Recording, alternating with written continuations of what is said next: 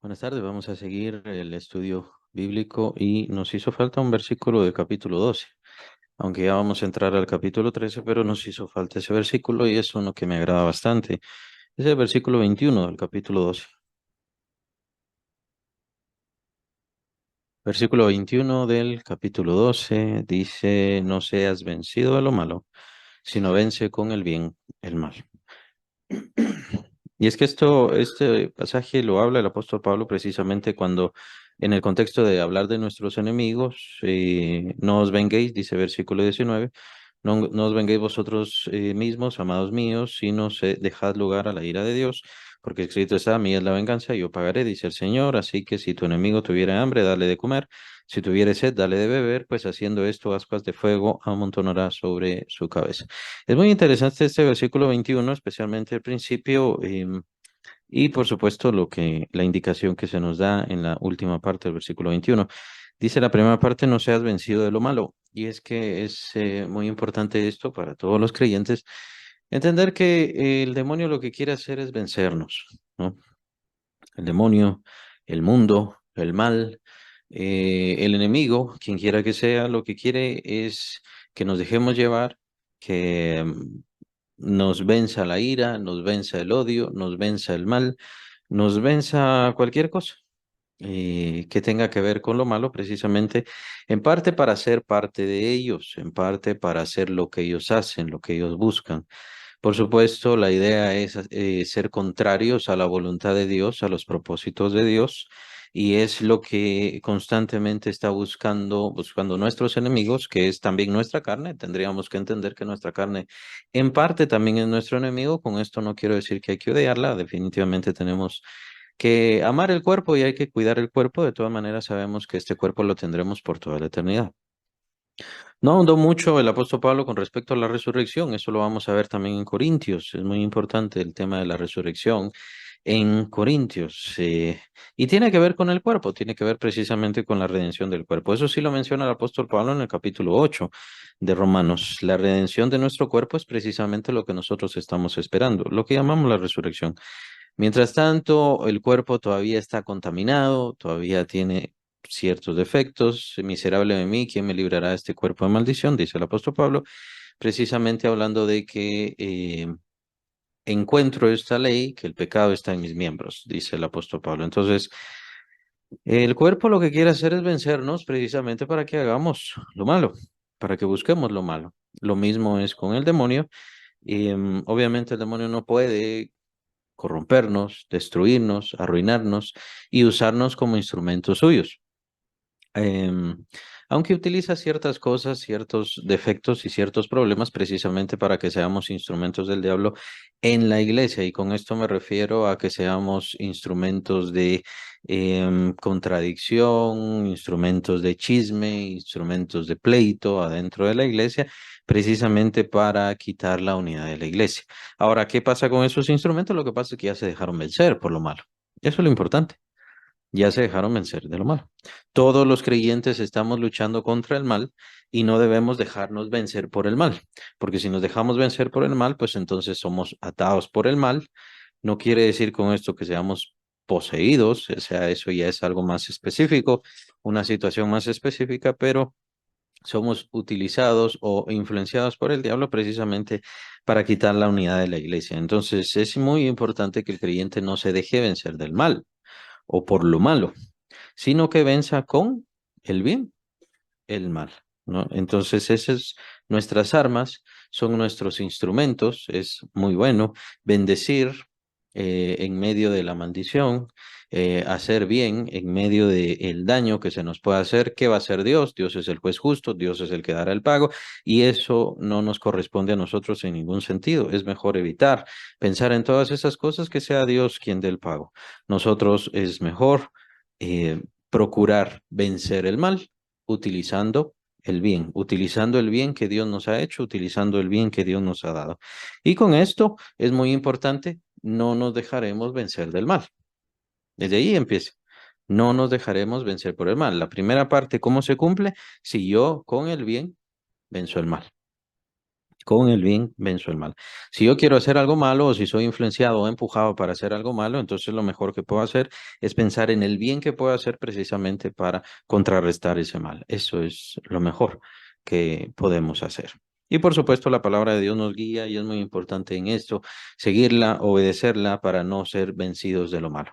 En todo sentido, el creyente está en esta lucha contra el mal, contra su propio mal, contra el mal del mundo, contra el mal del diablo, contra las influencias satánicas, etcétera, y principalmente para no ser instrumentos de Dios, para no hacer la voluntad de Dios. Y entonces, ¿qué hacemos? Cuando somos vencidos de lo malo, hacemos la voluntad de la carne, la voluntad de nuestros deseos, la voluntad del mundo y en peor medida, llegamos a ser hasta la voluntad del diablo. Es decir, nos convertimos en instrumentos del diablo. En algunas situaciones no estamos sometidos al diablo, no podemos ser sometidos al diablo. Pero el creyente o algunos creyentes pues llegan a ser tan atados, tan influenciados que llegan a ser instrumentos del maligno. ¿Para qué? Para corromper el evangelio. De esos hay muchos falsos maestros, hay muchos falsos profetas. Todos estos son instrumentos del diablo para corromper el evangelio, para corromper la iglesia, para corromper a los creyentes. No necesariamente están poseídos por el diablo, por el maligno, pero ya están haciendo lo que a él le agrada. Entonces, consideremos siempre hacer lo bueno. Siempre que seamos empujados hacia hacer algo malo, pues entonces siempre busquemos el bien que debemos hacer y con eso vamos a contrarrestar el mal. No digamos también el hecho de, si estamos en una mala situación, en un conflicto grave, lo mejor que podemos hacer y nuestra mejor arma es hacer el bien. Más o menos como lo que hizo Gandhi, pero no lo vamos a usar en ese sentido, pues al final reconocemos que Gandhi no era creyente, aunque le agradaba mucho Jesús.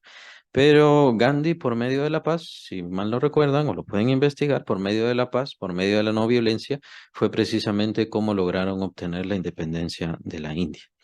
Estaban colonizados por los ingleses y fue por medio de la influencia de Gandhi, el pacifismo perfecto de Gandhi, fue eso precisamente lo que provocó y les permitió la libertad.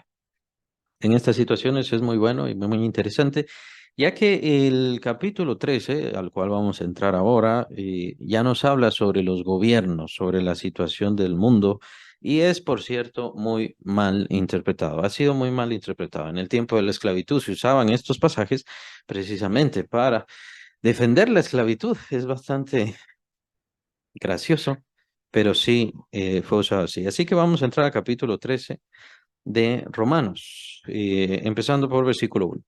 Sométase, dice toda persona, a las autoridades superiores, porque no hay autoridad sino de parte de Dios y las que hay por Dios han sido establecidas. De modo que quien se opone a la autoridad a lo establecido por Dios resiste, y los que resisten acarrean condenación eh, para sí mismos, porque los magistrados no están para infundir temor al que hace el bien, sino al malo. Quieres pues no temer la autoridad, haz lo bueno y tendrás alabanza de ella. Bueno, estos primeros dos versículos principalmente fueron utilizados en tiempos de la esclavitud, incluso de la esclavitud norteamericana, que estamos hablando de todavía el siglo XIX que existía, cuando se llevó a cabo también la guerra civil estadounidense precisamente por la esclavitud pues utilizaba mucho estos pasajes de Romanos. Sométase toda persona a las autoridades superiores. Y ya estuvo con eso. Y lo utilizan desde entonces, desde antes, y lo utilizan incluso hoy, dando a entender como que las personas que están en autoridad son ungidos de Dios, son personas, son siervos de Dios y están ahí para hacer y cumplir una voluntad perfecta y preciosa de Dios. Es decir, no en un sentido de juicio o algo así, que es en realidad el propósito de Dios, sino que están ahí porque son siervos escogidos, predilectos, especiales para Dios. Entonces es un grave error, es una malísima interpretación la que se da precisamente a estos pasajes y es sobre lo cual tenemos que tener mucho cuidado al respecto. Estos pasajes no apoyan en ningún sentido la esclavitud, la corrupción, el robo, el latrocinio que se lleva ahora y por supuesto, tomar a Dios como el escudero o el que respalda a todos estos malísimos gobernantes, ladrones, mentirosos y que por supuesto se benefician de cosas como el narcotráfico y todas esas cosas, es ensuciar bastante a Dios. Es ensuciar bastante a Dios. Y es no entender en lo más mínimo los propósitos de Dios y el fin de Dios.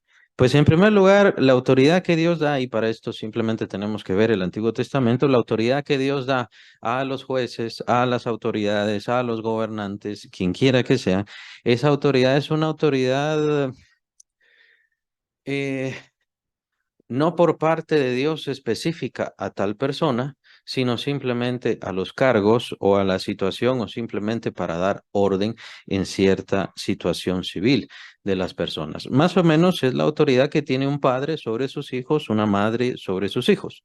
No porque ese padre es un elegido de Dios, es un escogido especial o alguna cosa así, simplemente él ha recibido autoridad por ser el padre y ella ha recibido autoridad por ser la madre. Entonces tiene autoridad sobre sus hijos para criarlos, tiene autoridad sobre sus hijos para corregirlos también y para dirigirlos y por supuesto dará cuentas al respecto.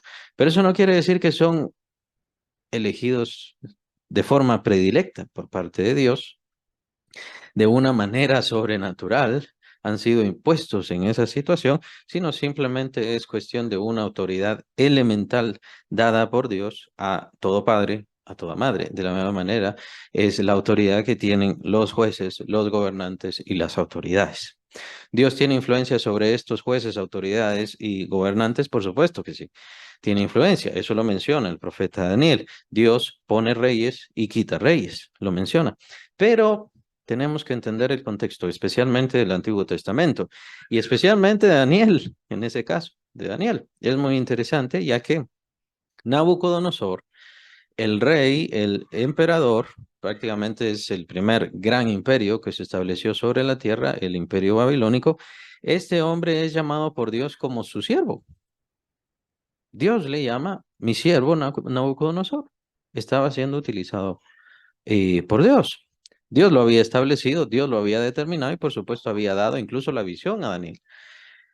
Ahora, ¿qué quiere decir esto? Quiere decir que Dios apoya la persecución que hizo Nabucodonosor. Quiere decir que Dios estaba a favor de toda la violación, la conquista y todo el mal.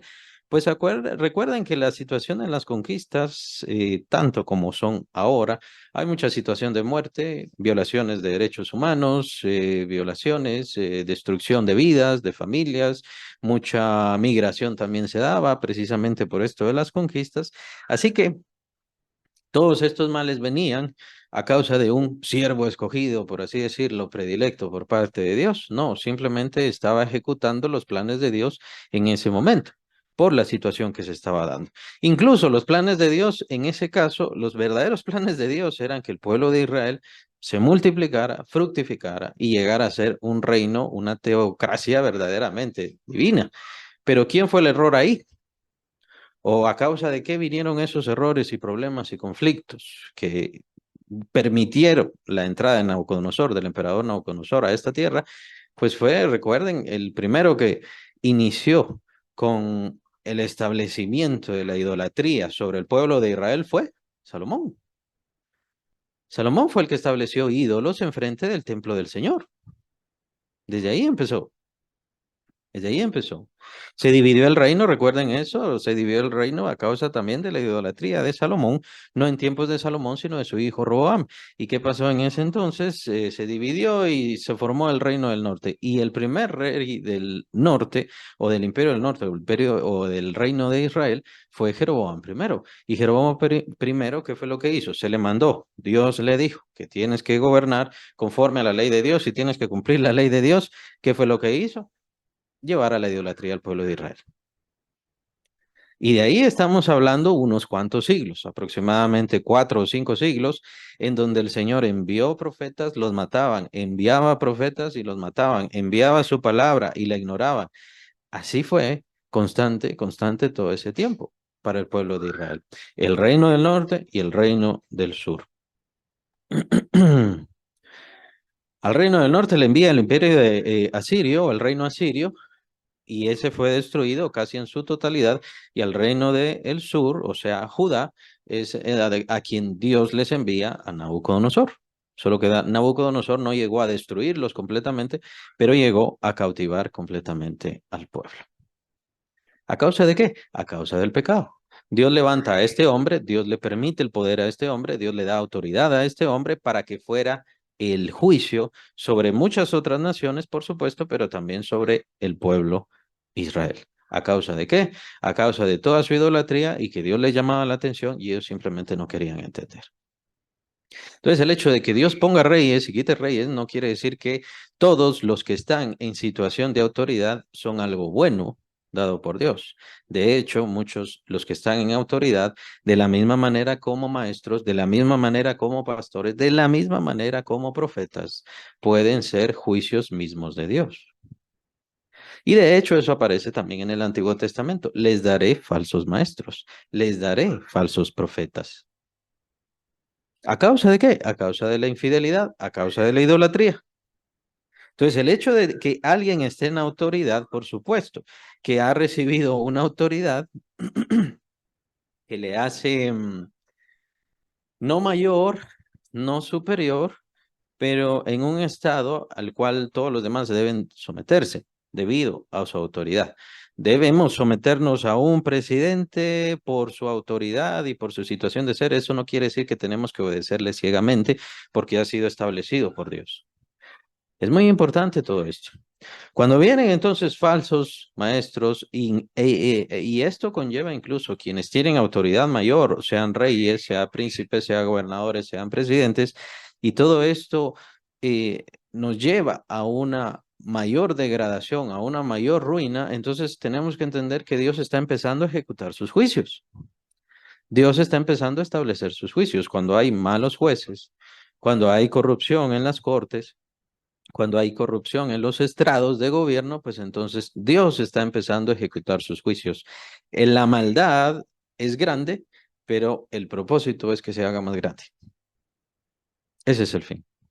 Entonces no tomemos, cuando dice aquí el apóstol Pablo, sométase toda persona a las autoridades, pues obviamente por la autoridad debemos estar sometidos de la misma manera como los hijos deben estar sometidos a los padres. Quien no cumple con eso es entonces quien se está alejando del propósito de Dios. No tiene, no conoce, es una persona rebelde y eso hay que tener mucho cuidado porque si no nos sometemos a ciertas autoridades o a las autoridades que tenemos acá en la tierra, ¿cómo nos podremos someter a la autoridad divina? Es bastante complicado. Ahora, si vemos una autoridad que nos está alejando de Dios, pues obviamente no debemos someternos a ella. Y cuando viene una autoridad que se aleja de Dios, em, ¿qué significa eso? Significa muy probablemente que el pueblo está siendo probado por alguna razón. Claro, Dios es benevolente y a veces pone jueces, pone autoridades, pone personas en eminencia que sean buenas personas, que sean buenos administradores, y esto es por tiempos de misericordia o refrigerio. Esto lo menciona el apóstol Pedro en su primera predicación. Tiempos de refrigerio. A veces Dios permite esto. Entonces, el hecho de que Dios ponga reyes y quite reyes no quiere decir de que estamos bien y de que esas personas son las predilectas, son ideales, son siervos escogidos de Dios precisamente para estar en ese lugar. Muchas veces Dios permite eso precisamente como juicio de la maldad, de la corrupción, de la mentira de un pueblo, ya sea sanguinario, pero principalmente idólatra, alejado de Dios. Entonces, un pueblo alejado de Dios o un pueblo, en el caso del Evangelio, que está falseando el Evangelio, pues Dios tiene que empezar a juzgarlo. Un pueblo, como es el caso en ciertos lugares en Europa, por ejemplo, del primer mundo, Europa o los Estados Unidos, pues Dios tiene que poner otras cosas, otras situaciones, otros juicios, precisamente ¿por qué? Por causa de su maldad, que no es la misma que la nuestra, pero siempre es maldad. Ya en donde se permite el aborto, Dios tiene que empezar a juzgar y entonces pone y usa estas situaciones, estos lugares de eminencia, Dios ya no pone gente en lugar de eminencia predilecta indicada, sino que el pueblo está completamente desordenado. Solamente vean los gobernantes, solamente vean y juzguen a los gobernantes. Entonces, cuando venga una persona bastante desquiciada en un lugar de gobierno, muy probablemente es Dios juzgando a ese pueblo. Entonces, tenemos que ser consecuentes con eso. Versículo 3, porque los magistrados no están para infundir temor al que hace el bien, sino al malo. Quieres, pues, no temer la autoridad, haz lo bueno y tendrás alabanza de ella. Entonces, este es el verdadero sentido que da el apóstol Pablo a someternos a las personas en autoridad. La idea de someternos a las personas en autoridad es porque estas personas han sido puestas precisamente para hacer pago al malo, al malhechor. Ese es el fin de Dios. Las personas que están en autoridad no están en autoridad para ser adoradas, exaltadas y ser obedecidas ciegamente. Las personas que están en autoridad, dice acá el apóstol Pablo, versículo 13, ese es el sentido, están en ese lugar y Dios les ha dado autoridad para que le paguen al malhechor de acuerdo con su maldad. Ese es el fin. Ese es el fin. En ninguna manera ellos nos van a enseñar a Dios o mostrar cuál es el camino de Dios o que ellos están ejecutando la buena voluntad perfecta de Dios. Eso no es así. Sabemos que quien está ejecutando la buena voluntad de Dios sobre esta tierra es la iglesia, por medio de principalmente el Espíritu Santo. De hecho, el que hace en realidad la obra es el Espíritu Santo. Nosotros como iglesia somos colaboradores de Dios.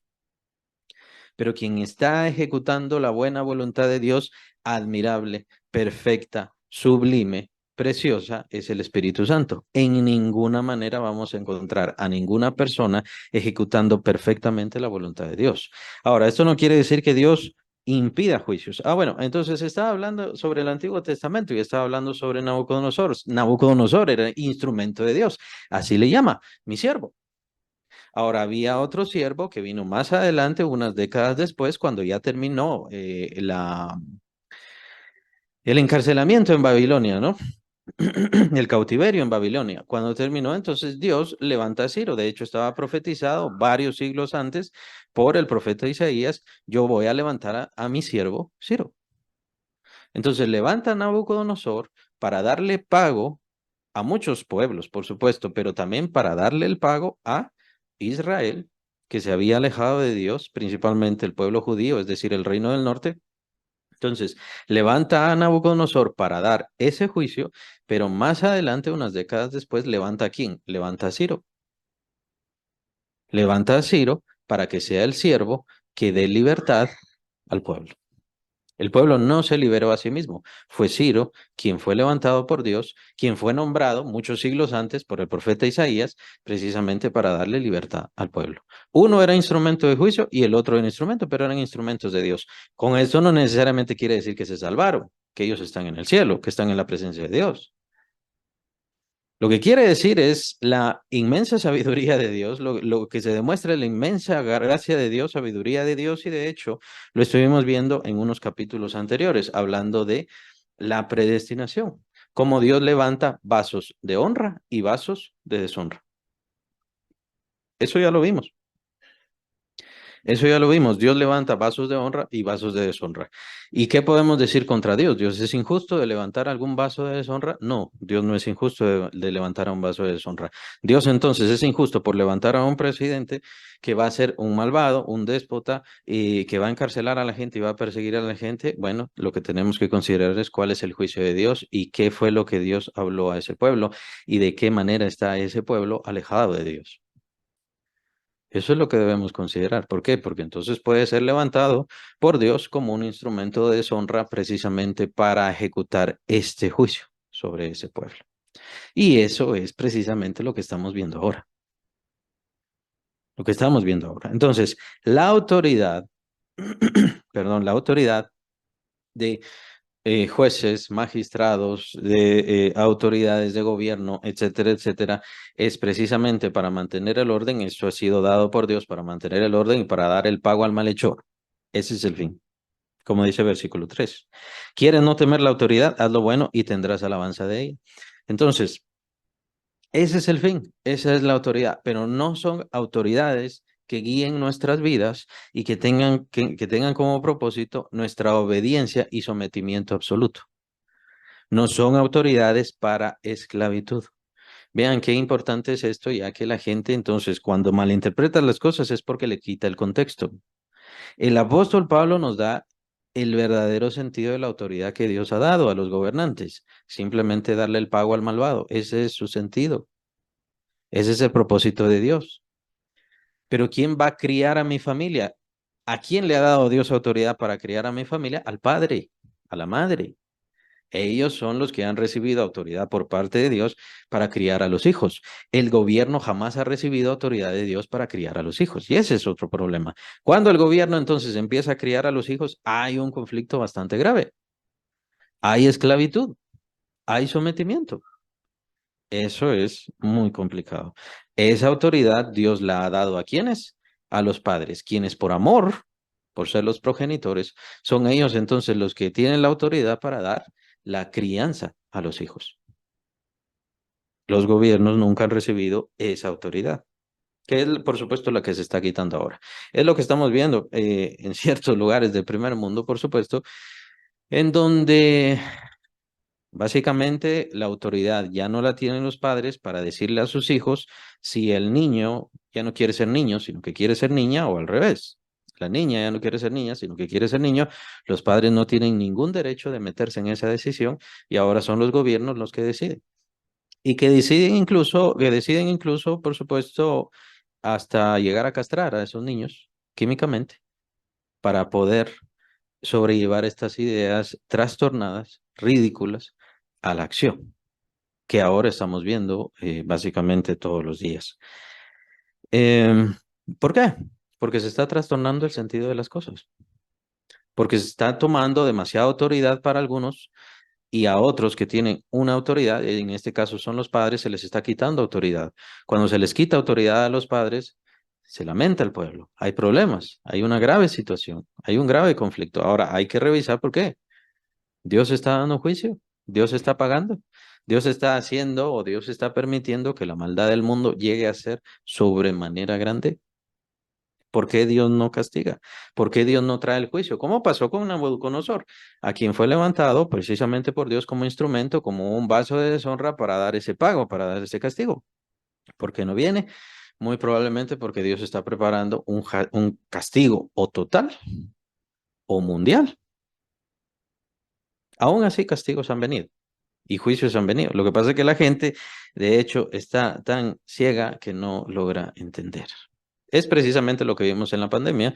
Primer mes, segundo mes, la gente estaba queriendo consagrarse, buscar a Dios, queriendo oír a Dios y por supuesto, al paso del tiempo eso se acabó y no digamos ahora. Ahora la gente hace como que la pandemia ni siquiera existió. ¿Cuándo fue un juicio de Dios? Con esto no quiero decir específicamente que Dios lo haya hecho o que estuviera en la voluntad o que malos gobiernos o que malas personas no quisieran hacerlo. Por supuesto que fue eso. Pero Dios utiliza al bueno y al malo. Sí, los utiliza. Por igual, conforme a lo que Él decide, conforme a lo que Él quiere hacer. Es muy interesante, ¿no? Es muy interesante Dios utilizando y tomando precisamente estos instrumentos de vergüenza, de deshonra y de mal. Bien, entonces ese es el versículo 3. Vamos a pasar al versículo 4 y continúa la situación del gobierno o de los gobernantes, porque es servidor de Dios para tu bien. Versículo 4. Servidor de Dios para tu bien. Es ahí donde se confunde. Somos servidores de Dios, nosotros somos los ungidos de Dios. Estaba la candidata de las votaciones que pasaron hace un mes, si no estoy mal, y decía, nosotros vamos a cumplir la voluntad de Dios. Nuestro plan de gobierno tiene que ver con cumplir la voluntad de Dios. Lo decía, lo decía. Por supuesto, ni siquiera conocía a Dios. Pero es precisamente por malinterpretación de todo esto. De hecho, era un pastor, o no sé si es pastor o supuesto pastor, la verdad no lo sé, quien estaba a la par de ella como vicepresidente, candidato a la vicepresidencia. Entonces, yo no sé si él más o menos le explicó estas cosas, le hizo entender estas cosas, pero lo más seguro es que él tampoco entendía todo esto. Porque es servidora de Dios para tu bien, malinterpretar eso, ¿no? ¿Son siervos de Dios los gobernantes? Propiamente no. Tienen como propósito, ¿qué? Darle el pago al malhechor, o sea, darle el pago al que hace lo malo. Ese es el fin, ese es el propósito. Y tener cierta dirección sobre la economía. Y se acabó. Pero ¿quién tiene que ver con la educación? Los padres. ¿Quién tiene que ver con la crianza de los hijos? Los padres. ¿Quién tiene que ver con la familia? Los padres. Ahí ellos tienen otra autoridad dada por Dios sobre la cual nadie puede imponerse. Cuando eso pasa, cuando alguien se impone sobre la autoridad de un padre, sobre la autoridad de una madre, entonces hay problemas precisamente en la crianza. ¿Por qué servidor de Dios para tu bien? Dice versículo 4, pero si haces lo malo, teme, porque no en vano lleva la espada, pues es servidor de Dios, vengador para castigar al que hace lo malo. Nuevamente se repite, ese es el propósito, servidor para castigar al que hace lo malo. Es por esa razón que los apóstoles, aunque eran tachados o catalogados como rebeldes, como sediciosos, ya que estaban promoviendo a un nuevo Dios y a un nuevo rey que era Jesucristo, pues obviamente ellos seguían haciéndolo. Ellos no estaban sometidos a eso, pues, ¿por qué? Porque sabían que la autoridad dada por Dios a los gobernantes era para castigar al que hace lo malo. Ellos no estaban haciendo lo malo, estaban cumpliendo la voluntad de Dios. Y sabían que era malo que el gobernante se llamara a sí mismo Dios. Lo hizo Julio César, lo hicieron otros, Octavio también, y lo hicieron varios gobernantes, y se declaraban Dios. No solamente se declaraban emperadores, sino Dios a sí mismos. Y sabían que eso era malo y ellos no podían ir en contra de su conciencia, en contra de lo que Dios les había mandado. Es vengador de Dios, vengador para castigar al que hace lo malo, por lo cual es necesario estarle sujetos, no solamente por razón del castigo, sino también por causa de la conciencia, por causa de la buena conciencia que debemos tener delante de Dios. Si estoy haciendo lo bueno, los gobernantes y los jueces no tienen por qué castigarme. Si estoy haciendo lo malo, entonces sí deben castigarme, sí debo recibir ese castigo. Vean, es muy interesante, ya que todos los que están en la cárcel son creyentes. Todos los que están en la cárcel aman a Cristo. Todos los que están en la cárcel se han encontrado con Cristo Jesús. Es bastante chistoso, ¿no? En la calle no se encuentra Cristo Jesús, aparentemente Cristo Jesús está en la cárcel, porque todos los que llegan a la cárcel de pronto se convierten, cambian sus vidas, aman a Dios y quieren, ¿no? Encontrar el bien. Es bastante chistoso eso, ya que precisamente están en la cárcel por el mal que hacen. Ahora, aquí tenemos que entender esto y reflexionar esto bastante. Ser creyente no significa que no debo ser castigado. Si he hecho mal a alguna persona, debo ser castigado. Aunque sea creyente, por supuesto que aunque sea creyente. Debo restituir, y eso es una idea que aparece precisamente también en el Antiguo Testamento y por supuesto el Señor también lo habla. Debo restituir, debo pagar mi deuda.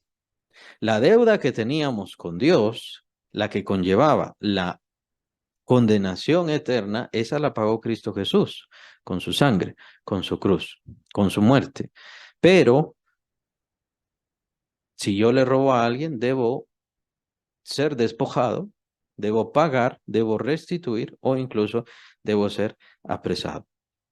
Pero es bastante chistoso cómo la gente se escuda en la fe, supuesta fe, obviamente. Remarco eso porque todo eso es mentira.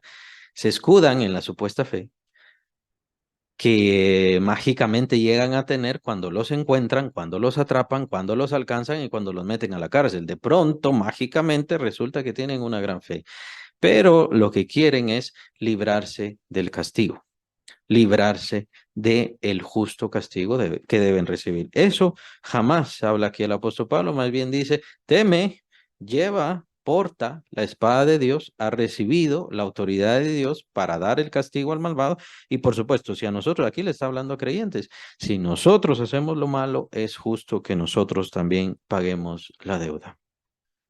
Estos pasajes es muy importante y ojalá los gobernantes los entendieran, los que supuestamente dicen que son creyentes. Creo que estamos en versículo 5, sino también por causa de la conciencia, versículo 6. Pues por esto pagáis también los tributos, porque son servidores de Dios que atienden continuamente a esto mismo. Pagad a todos los que debéis, al que tributo, tributo, al que impuesto, impuesto, al que respeto, respeto, al que honra, honra. Como creyentes tenemos por conciencia que estar cumpliendo con todas estas obligaciones. Versículo 8, no debáis a nadie nada, sino el amaros unos a otros. Este versículo, este pasaje me llamó la atención. Nuevamente el apóstol Pablo toma el tema del amor, eso lo vimos unos pasajes antes, precisamente en el capítulo 12, después de los frutos del, perdón, los dones del Espíritu Santo. De la lista de los dones del Espíritu Santo, el apóstol introduce el tema del amor. Es muy importante, pero aquí es bastante valioso el hecho de no debáis a nadie nada, sino el amaros unos a otros. El amor de los creyentes es una deuda. Nosotros, como creyentes, como hijos de Dios, debemos amarnos los unos a los otros como deuda. No es si me cae bien, no es si me va bien, no es si me agrada, es una deuda. Ahora, por supuesto, está la malinterpretación del amor. Está la malinterpretación del amor en donde se piensa que el amor es nada más una situación de abrazos, caricias o besos, lo cual sería el amor eros, pero ese no es el amor eros de lo que habla el apóstol Pablo, sino que nosotros como creyentes tenemos que tener el amor filios, el amor de hermandad, el amor de poner la vida por los demás. Nadie tiene mayor amor que este que uno ponga su vida por sus amigos. ¿Quién dice eso? Lo dice el Señor Jesucristo. Y poner la vida por los demás no quiere decir abrazos, besos necesariamente. ¿Se dan cuenta? La malinterpretación del amor. La gente todavía malinterpreta eso y muchos creyentes todavía malinterpretan eso. La situación del amor. Piensan que el amor es abrazarse y besarse y quererse y hablarse con diminutivos. Pero eso no es amor. Es que pongamos la vida por los demás. Es que procuremos el bien de los demás. Es que nos sometamos a los demás. Y eso nos hace mayores, por cierto. El procurar el bien, el bienestar de los demás, eso es amor. El tolerar, el bendecir, aunque recibamos insultos, eso es amor. Pero entonces es muy importante que ya dejemos de malinterpretar el amor. Y por supuesto, el tema del amor surge sobre todas las cosas en Corintios. Recuerden que Corintios son las cartas por excelencia, las cartas eclesiásticas. Entonces tienen que ver con la iglesia y el tema que sobresale ahí en la iglesia es el amor. Amor a Dios, al servirle, al entregarse a Él y por supuesto el amor que debemos tener nosotros como creyentes. ¿Cómo está mi corazón? ¿Cómo está lo que yo siento? ¿Cómo está lo que yo decido? ¿Somos capaces de amar? Vean, este es un ejemplo muy interesante con respecto al último versículo, lo que hablé al principio, el último versículo del capítulo 12. Eso no lo vimos la semana pasada. Este último versículo dice, no seáis vencido de lo malo, sino vence con el bien el mal. Y esto lo podemos aplicar precisamente con respecto al amor. El problema con el amor es que nosotros muchas veces amamos a las personas, queremos amar a las personas, pero recibimos ¿qué? Daño, recibimos odio, recibimos traición. ¿Y cuál es el propósito de eso? Que seamos vencidos. El principal interesado en la traición del matrimonio, en la iglesia, la traición entre hermanos, la traición en cualquier tipo de amor, el principal interesado en eso es el diablo. ¿Por qué? Porque con eso entonces nos vence. El mal nos vence, como dice el versículo 21 al principio. El mal nos vence. Y entonces, ¿qué hacemos nosotros? Dejamos de amar. Dejamos de amar. Es muy importante entonces que no dejemos de amar sin importar cuál sea la situación. Porque entonces, si dejamos de amar, ya fuimos vencidos por lo malo. Y si somos vencidos por lo malo con respecto al amor, ¿será que estamos amando bien a Dios? ¿Será que estamos buscando bien a Dios? ¿Será? Cada quien entonces tiene que decidir cómo está mi corazón, qué tan, qué tanta amargura tengo, qué tan endurecido está mi corazón, ¿no? Para el creyente el amor tendría que ser algo fácil, algo sencillo. Para el creyente tendría que ser algo elemental. Es algo que nos debemos como creyentes los unos a los otros. Buscar el bienestar de los demás, buscar la salud de los demás, no hacerle daño en ningún sentido a nuestros hermanos en Cristo. Pero es muy difícil, es muy difícil. Y la gente malinterpreta el amor. Piensan que con hablar bonito, bonitillo, lindito, lindita, y piensan que eso es amor. Pero el dañar a las personas, hablar mal de ellas, hacerles daños en cualquier sentido, eso contrarresta completamente el amor. Y lo peor es que nos engañamos a nosotros mismos porque en serio pensamos que amamos a las demás personas. Y no es cierto. Ya fuimos vencidos por el mal. Estos pasajes son muy importantes. El creyente entonces no puede estar vencido de lo malo, sino que tiene que usar las armas del bien para vencer el mal. Y la mayor arma, y esto ojalá que lo memoricen bastante, la mayor arma para vencer el mal, o la mayor arma de bien que tenemos para vencer y derrotar el mal es el amor. Por eso les decía, el primer interesado para que nosotros endurezcamos el corazón, tengamos amargura, tengamos desdicha, ya nuestro corazón no puede amar, el principal interesado de esto es el demonio. Por eso utiliza cualquier circunstancia, cualquier tradición, cualquier mentira, cualquier mala palabra, precisamente para destruir no solamente el amor, que no solamente que no tengamos amor, sino destruir nuestra capacidad, nuestra habilidad, nuestra sensibilidad del corazón, precisamente para amar a las demás personas. El diablo es el principal interesado de esto porque el amor es la primer arma que tenemos contra el mal, contra el maligno, contra sus acechanzas, contra sus mentiras y contra el mal de este mundo, por supuesto. El amor es lo mejor que puede contrarrestar la maldad de nuestra propia carne, la maldad de nuestro propio ser, de nuestra propia mente. Bien, el amor entonces entre los hermanos es una deuda. No es si quiero, no es si no puedo, es una deuda. Y cada creyente tiene que entender si está creciendo en esto o está disminuyendo su crecimiento en esto y por qué, qué es lo que está pasando. Porque el que ama al prójimo ha cumplido la ley, dice el apóstol Pablo. Esto es un pasaje que ya lo vimos o que lo sabemos bastante bien. Los dos grandes mandamientos que nos menciona el Señor Jesucristo, capítulo 6 de Deuteronomio y capítulo 19 de Levíticos.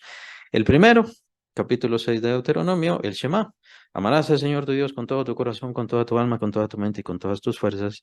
Y el capítulo 19 de Levítico es donde aparece esto.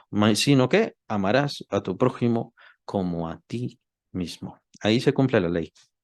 Y lo repite el apóstol Pablo, versículo 9, porque no adulterarás, no matarás, no hurtarás, no dirás falso testimonio, no codiciarás y cualquier otro mandamiento, en esta sentencia se resume, amarás a tu prójimo como a ti mismo. A veces las personas decimos, bueno, yo no estoy adulterando, yo no estoy matando a nadie, yo no le estoy robando a nadie, pero estoy amando a mi prójimo. Y la idea es, estamos amando a nuestro prójimo, empieza por amar a nuestros hermanos en Cristo, amar a la iglesia en general. Si ese amor va creciendo, entonces llego a amar a mi prójimo como a mí mismo. El amor no hace mal, dice versículo 10. El amor no hace mal al prójimo, así que el cumplimiento de la ley es el amor. Ese es el principal sentido, ese es el principal propósito. El Señor Jesucristo nos habló del mandamiento mayor y son esos dos, o los mandamientos que ya recalcó el Señor Jesús y lo hace, por supuesto, el gran apóstol del amor, el apóstol Juan. Dice, un nuevo mandamiento os doy, que os améis los unos a los otros. Les doy un nuevo mandamiento, pero no es un nuevo mandamiento, dice el apóstol, es un mandamiento que ya se les ha dado, que se amen los unos a los otros. Ese es el propósito del creyente. Es muy interesante que el crecimiento del creyente se da en el contexto del amor, por si no lo habían, no lo habíamos llegado a entender eso, y por supuesto lo vamos a ver también en Corintios, perdón. El contexto del crecimiento del creyente tiene que darse en el amor. Si no hay amor, el creyente no crece. Es muy interesante la idea, pues entonces tiene que preguntarse, bueno, no he crecido, ¿será que estoy amando? ¿Será que en mi iglesia se da el amor? Tiene que considerar estas cosas, es muy interesante. El cumplimiento de la ley es el amor, y esto conociendo el tiempo que es ya hora de levantarnos del sueño, porque ahora está más cerca de nosotros nuestra salvación que cuando creíamos. Cada día que pasa está más cerca nuestra salvación que cuando creímos. Cada día que pasa. Es muy interesante esto y es bueno que tengamos ese concepto, esa comprensión. Estamos cada vez más cerca. Estamos cada vez más cerca de encontrarnos con Cristo. Estamos cada vez más cerca de encontrarnos con la gloria. Estamos cada vez más cerca de terminar con este mundo, de dejar este mundo y de encontrarnos con nuestro Señor. Hay un cambio en nosotros, hay una mejora, hay una transformación, porque si no, entonces hay problemas y tiene que revisarse.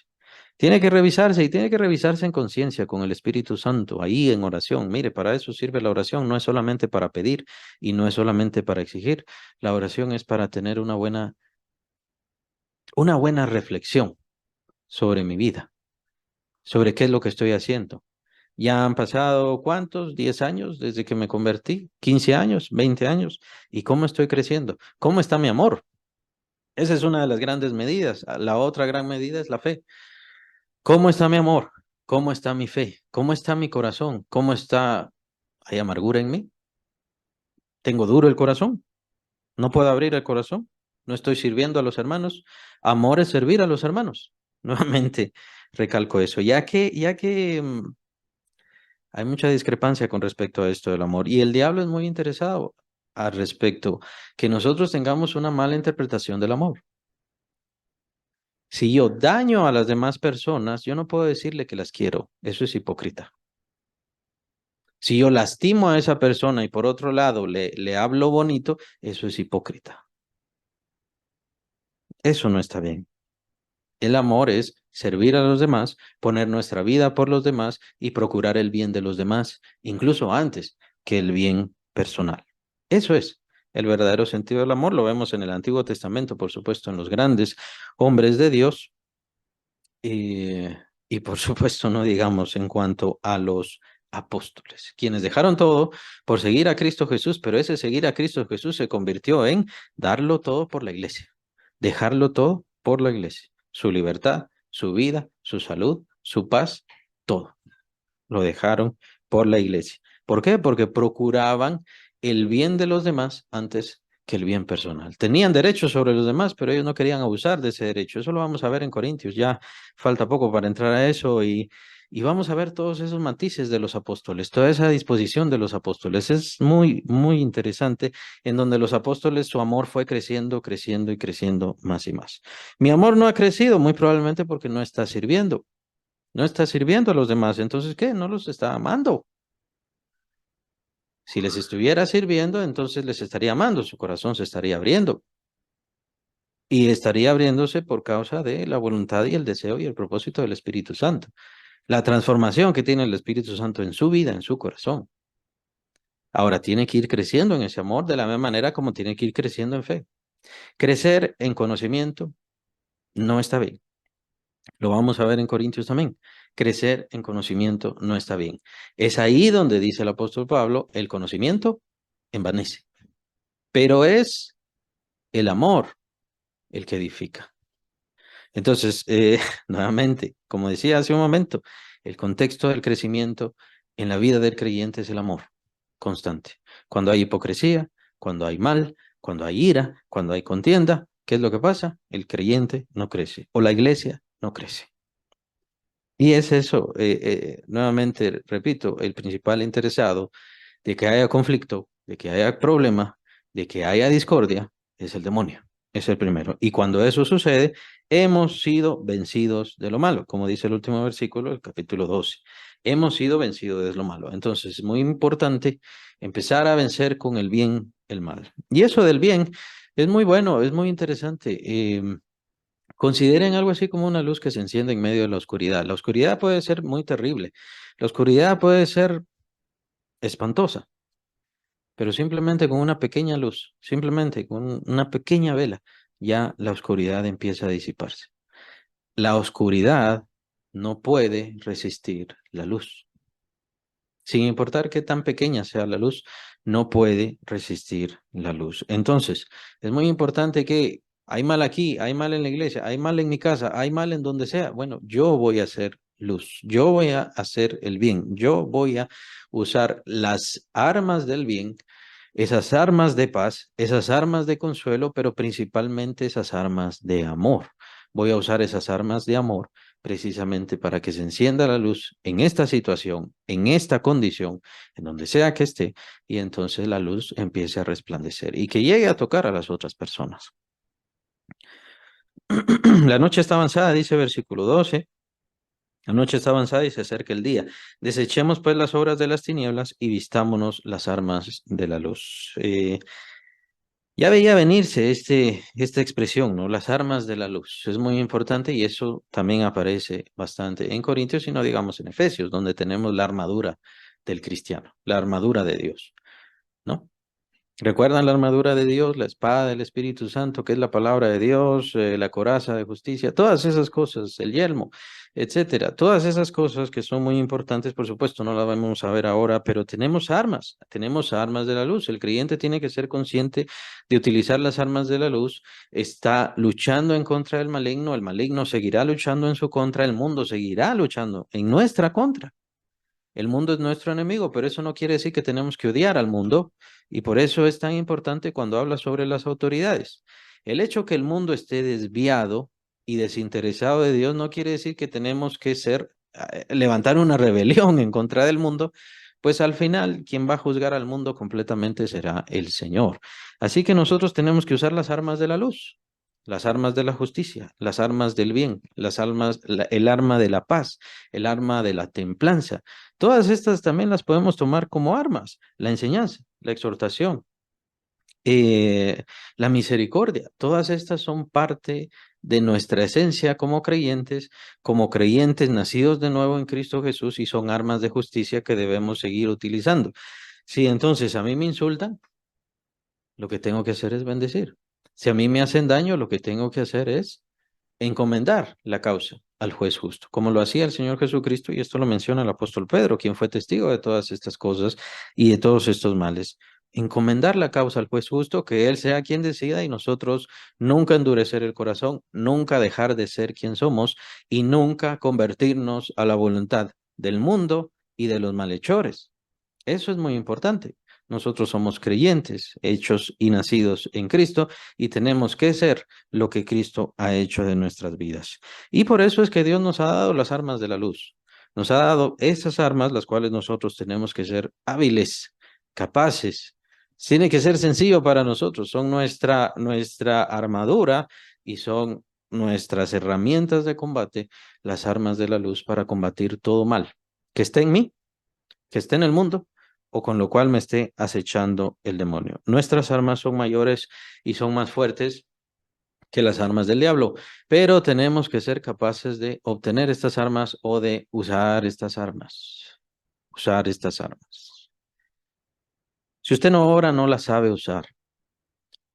Si usted no lee la palabra de Dios y si no conoce la palabra de Dios, usted no puede usar las armas de la luz, no las sabe, no las conoce.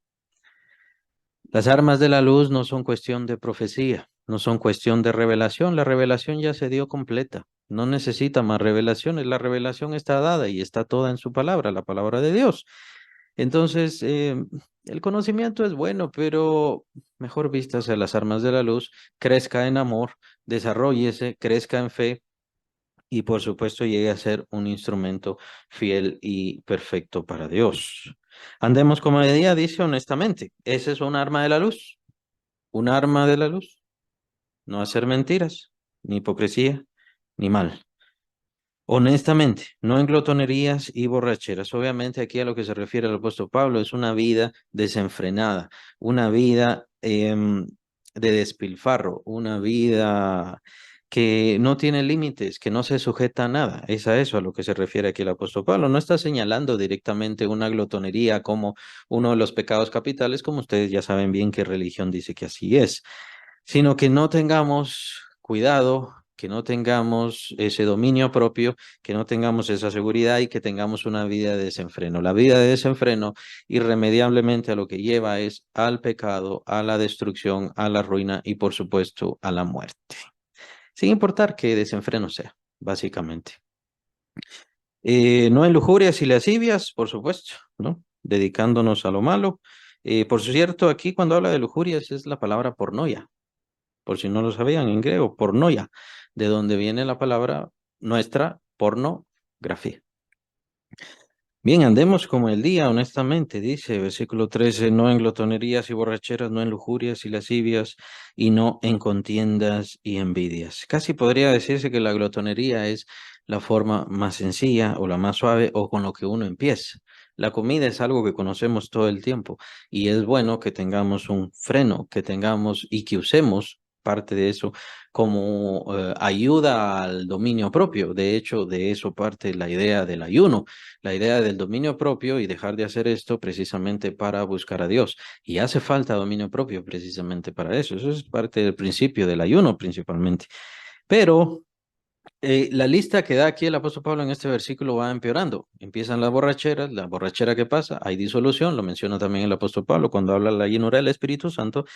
En el vino hay disolución y eso es, perdemos el sentido, perdemos la voluntad de decisiones y es muy importante que nos dominemos, que tengamos control, que tengamos dominio propio. Es parte de las tres características que le menciona el apóstol Pablo a Tito.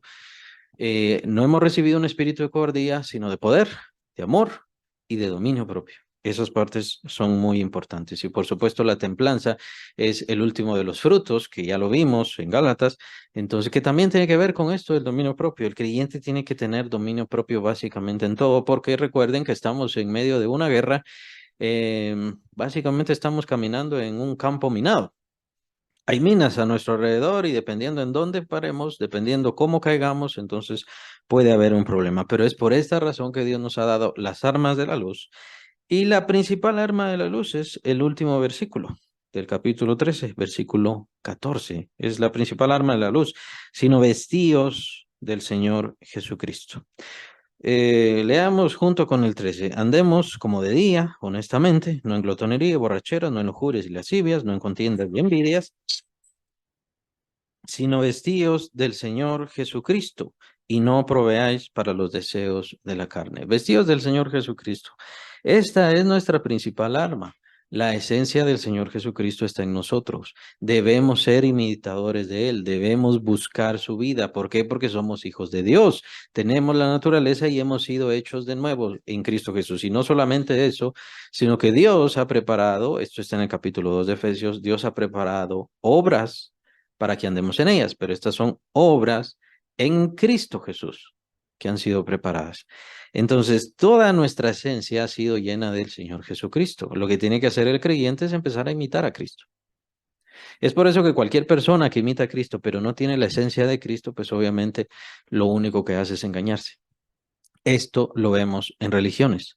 Y esto lo vemos incluso en ese sentido raro, de nueva era, chistoso, que surge ahora eso que le llaman eh, nuestro ser crístico o nuestra esencia crística o nuestra personalidad crística, en donde se da a entender como que todos tenemos a Cristo y eso es mentira. Todos no tienen a Cristo. Los únicos que tenemos a Cristo somos los creyentes, los que le hemos recibido, los que hemos recibido la fe y por supuesto por eso el Padre Celestial ha enviado su Espíritu a nosotros. Esos somos los que tenemos la esencia y la naturaleza de Cristo. Por lo tanto, lo que tenemos que hacer nada más es empezar a imitar a Cristo. Y si usted dice yo no puedo, ¿cómo está su fe? Porque muy probablemente entonces no tiene a Cristo. No puede decir no puedo. No puede decir yo no lo logro. No puede decirlo. ¿Por qué? Porque Cristo Jesús ya está en su vida, ya está en su esencia, ya es parte de su naturaleza. Por supuesto que está la situación del cuerpo, la que vimos capítulo 6 y capítulo 7 de Romanos y todas esas cosas. Por supuesto que está todo eso, pero es por eso que el creyente tiene que ser transformado. Lo que vimos al principio del capítulo 12. Tiene que transformar su entendimiento, tiene que ser transformado o tener esa metamorfosis por medio de la renovación del entendimiento. Eso es lo que le hace falta al creyente. Muy probablemente esa es la razón por la cual usted sigue dudando, sigue teniendo problemas. ¿Por qué no puedo imitar a Cristo? No puedo imitar a Cristo porque su mente no ha sido renovada, no ha sido transformada a la imagen de Cristo. ¿Qué tengo que hacer entonces? Empezar a imitar a Cristo. Eso es todo. Y entonces la esencia del Señor que está en usted va a empezar a funcionar, va a empezar a transformarle. Obviamente con esto, la esencia me refiero al Espíritu Santo que está dentro de nosotros, va a empezar a mostrarnos al Señor, va a empezar a darle vida al Señor Jesucristo en nuestro ser, en nuestra esencia. Pero es por eso que el principio de todo esto es la conversión, el recibir a Cristo, el tener el Espíritu Santo, el nuevo nacimiento. Es posible que haya personas que no han nacido de nuevo, que no han sido transformados, que no han sido renovados en su esencia y por ende es imposible que sean transformados en su mente, en su forma de pensar. Aún así habrá debilidad.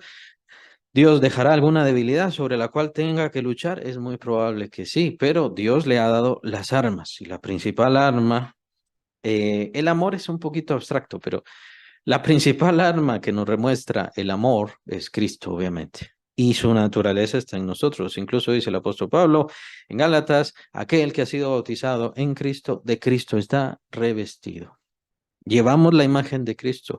En la palabra de Dios, dice también el apóstol Pablo, nosotros miramos la imagen de Cristo en nosotros. Se refleja la imagen de Cristo que está en nosotros por medio de la palabra de Dios, como por un espejo, dice él. Y eso, por supuesto, lo vamos a ver también en Corintios. Eso también aparece ahí. Entonces, la esencia del Señor, la imagen del Señor, su naturaleza, su ser es para usted. No es algo que le tenga que pedir a Dios, es algo que ya tiene. No es algo que tenga que estar buscando de Dios, es algo que Dios ya le dio. Lo que pasa es que no se está vistiendo de él. Lo que pasa es que no está andando como hijo de luz. Lo que pasa, muy probablemente, es que no ha sido transformada su mente, no ha tenido ese cambio, su entendimiento no se ha renovado y, por supuesto, piensa cosas que no corresponden a la fe. Es decir, piensa que ha sido salvo por Cristo, sí, pero no piensa que pertenece a Cristo y que Cristo le pertenece a usted. Y ese es un problema. Ese es un problema. Y a veces pareciera que están convencidos los creyentes de que Cristo le pertenece solo al pastor o a aquel que ora mucho o a aquel que canta, porque el que canta sí está muy ungido. No, todos los creyentes tenemos a Cristo. Su naturaleza está en nosotros y es por eso que vamos creciendo espiritualmente.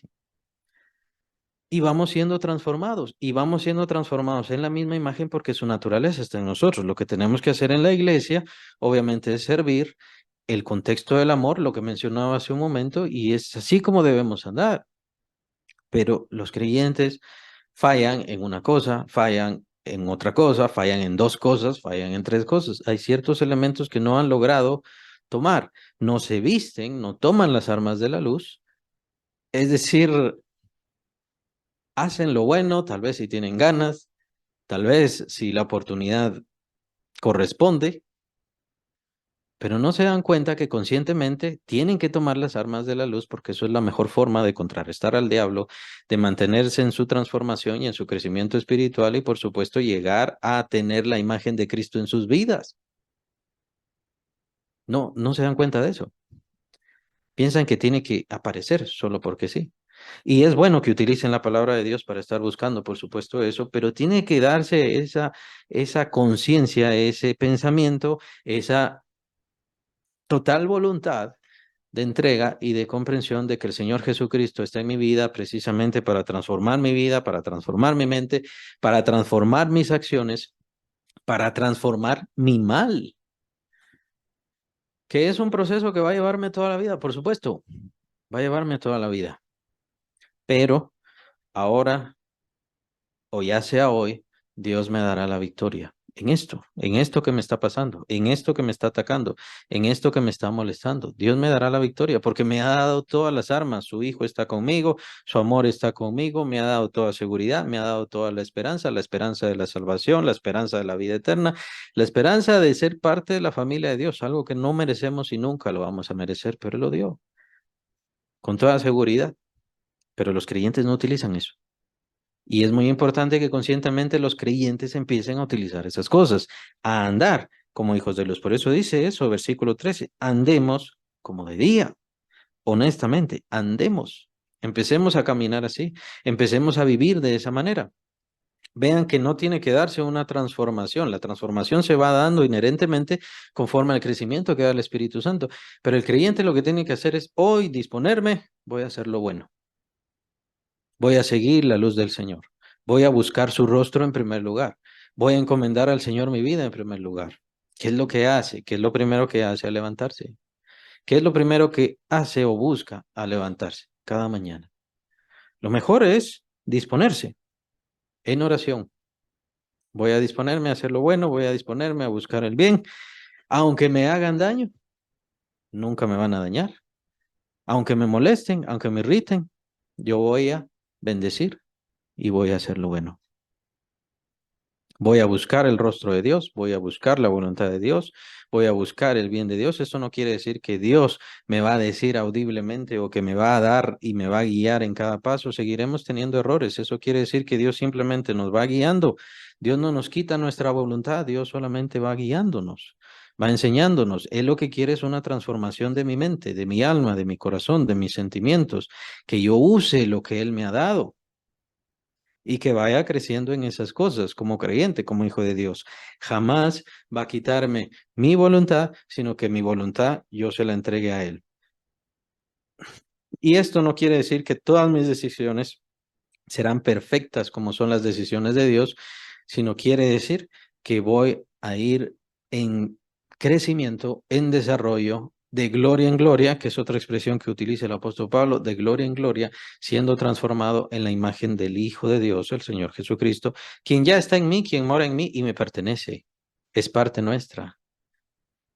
Así que no tema, ni tenga desconfianza de tomar el Señor Jesucristo y su esencia precisamente para caminar como Él le ha mandado, pues precisamente por eso es que está en su vida.